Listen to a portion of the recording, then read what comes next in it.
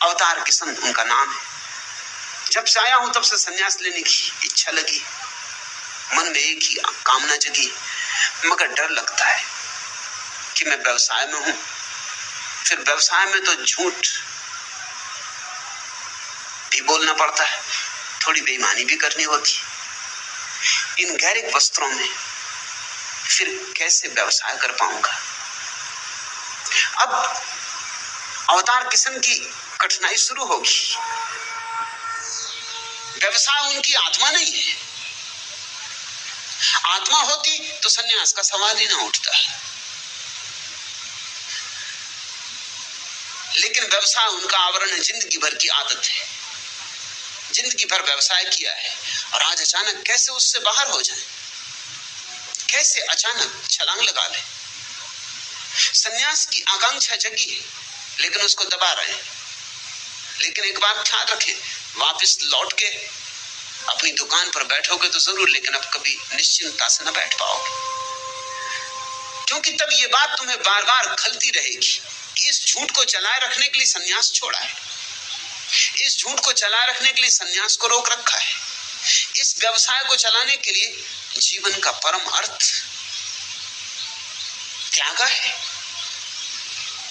हीरे छोड़े कंकड़ पत्थर के लिए। अब वे द्वंद में रहेंगे, और मैं जानता हूं वो संन्यास ले लें तो भी द्वंद होगा, तो अड़चन होगी, फिर दुकान चलाने हैं, बच्चे हैं, पत्नी। पर मैं कहता हूं कि ये अड़चन ज्यादा बेहतर है, ये अड़चन ज्यादा सृजनात्मक है कि संन्यास लेकर दुकान पे बैठो, और अगर झूठ न बोल सको तो मत बोलना, जो हानि होगी सो होगी। मगर क्या खाक हानि हो जाएगी? पाया क्या है दुकान से जो खो जाएगा? मिला क्या है, मिलना क्या है जो तुम गंवा दोगे?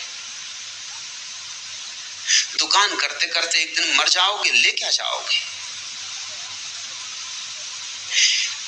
दुकान पर झूठ बोलने में अड़चन ना आए इसलिए संन्यास छोड़ रहे हो, इसलिए संन्यास का द्वार बंद रखोगे, झूठ को बचाओगे, संन्यास को छोड़ोगे, तो दुकान पर भी शांति से बैठ ना पाओगे। अब मुश्किल हो गई, अब अवतार मुश्किल में पड़ेंगे।